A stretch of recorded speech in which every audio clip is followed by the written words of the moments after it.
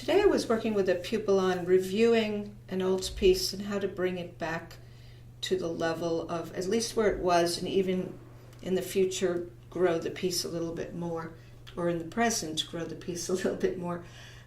And so we were working on foreign lands and people from the Schumann Kinderszenen, and what I suggested to her was, in terms of her reviewing the piece, was to go back to balancing the voices the way she would like to hear them.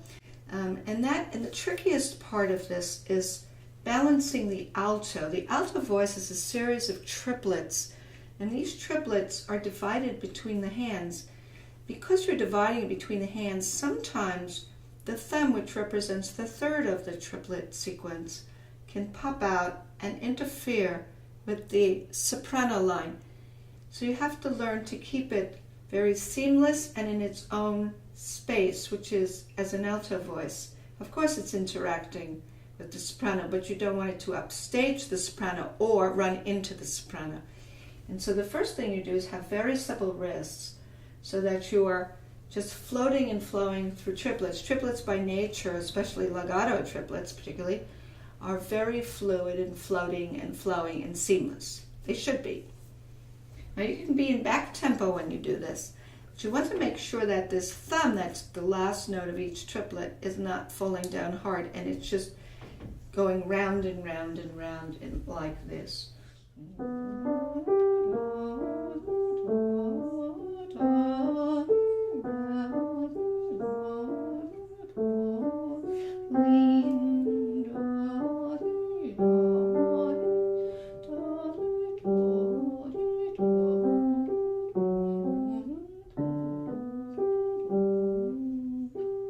Business of going across like this, seamless. That's very kind of difficult because things pop out. Now in the right hand, and notice I'm not using a lot of weight into the keys because I want most of the arm weight to go into the soprano voice. The soprano voice carries the lead solo here, and that first beat really shouldn't fall down. It's really going up toward a destination G note. If you sang it, that's what you would do. You'd go, they're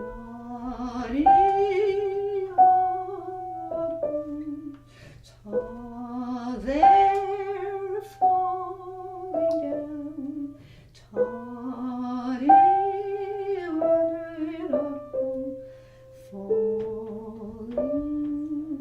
down.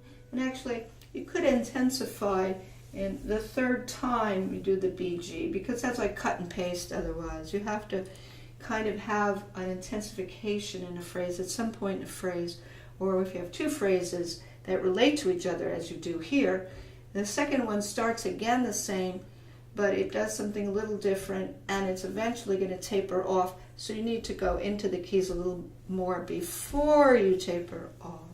So in that second line,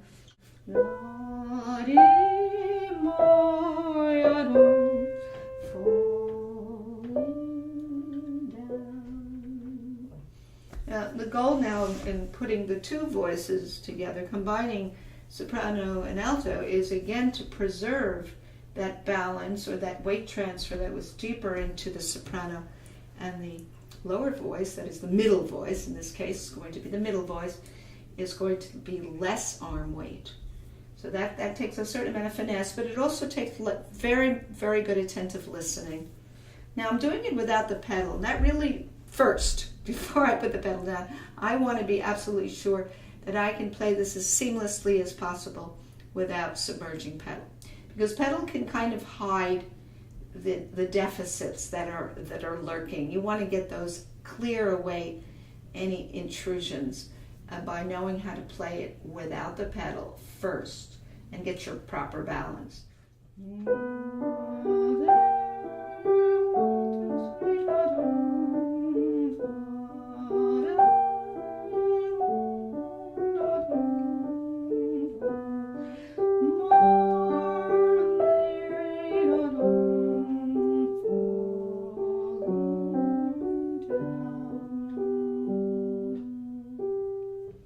Now when you put the voices together, that is the top and the middle, soprano and alto, you will have the pedal will warm everything up. Make it a little easier, of course.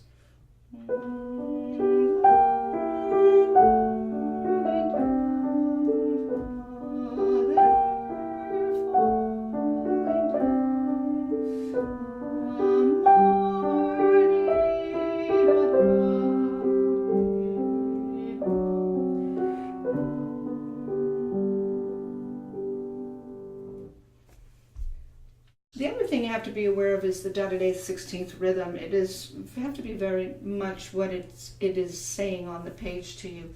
1, 2, 3, 4, 1, 2, 3, 4, more now. 1, 2, 3, 4,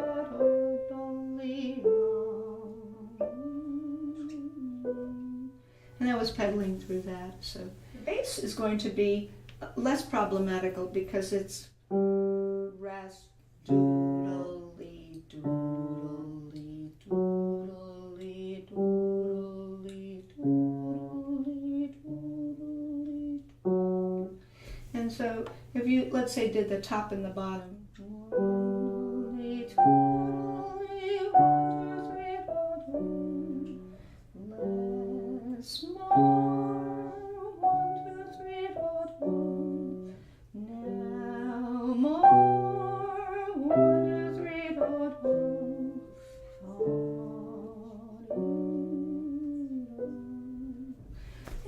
Permute voices if you want. When you put it all together, so you sort of have the framing of the soprano and the bass, and then the meandering, buoyant, but in the kind of underneath undertow of, you could say, of triplets. Because you get your fundamental bass in the bass line.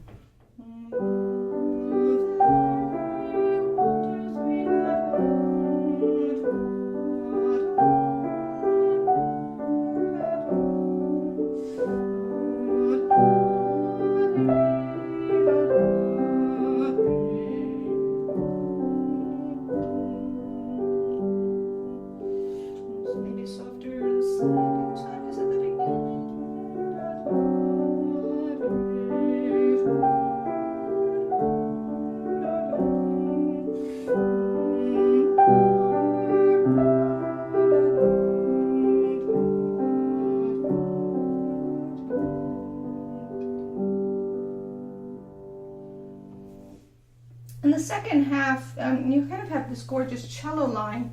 So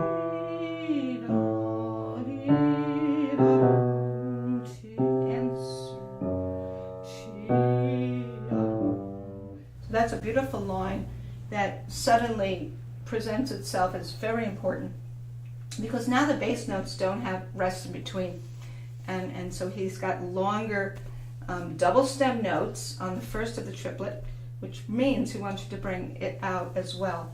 And you still have your meandering middle voice, but you have to hold the double stem notes across because they're both representing part of the triplet in the middle, and they're also the bass. Now the bass note is longer, it's quarter notes, so you're really having to think of this.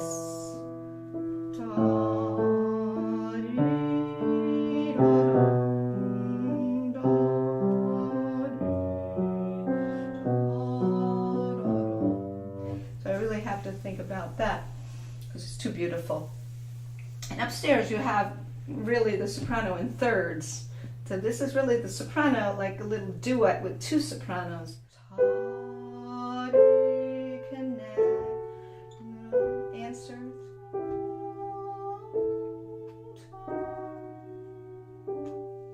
That's a sequence what I just played, the last two measures. So you really want to hear a lot of things.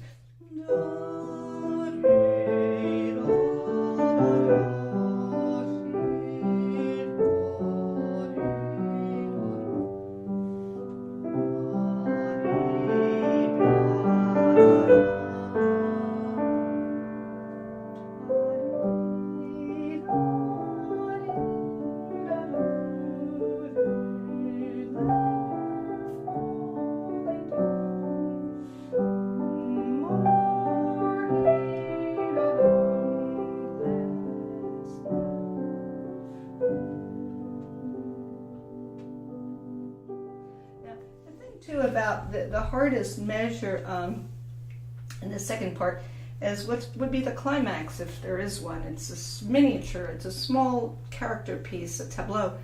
But if there's any place that's swelling out the most, it's measure 14. It has lots of double stem notes, and also the voices are separating with a greater distance. And so if we did it slowly, we would see.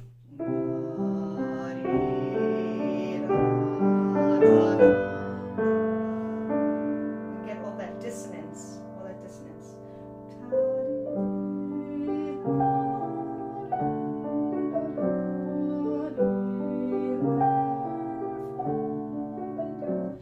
Yeah, so that measure you can afford to actually not let it be so tiny as a middle voice, but really support the crescendo that's upstairs if you do it slowly. That's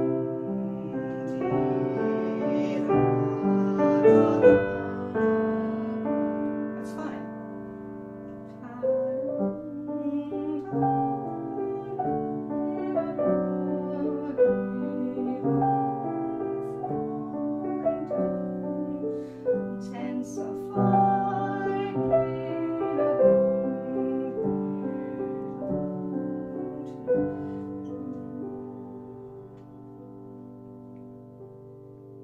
Nice balance at the end. You can still hear the B on top.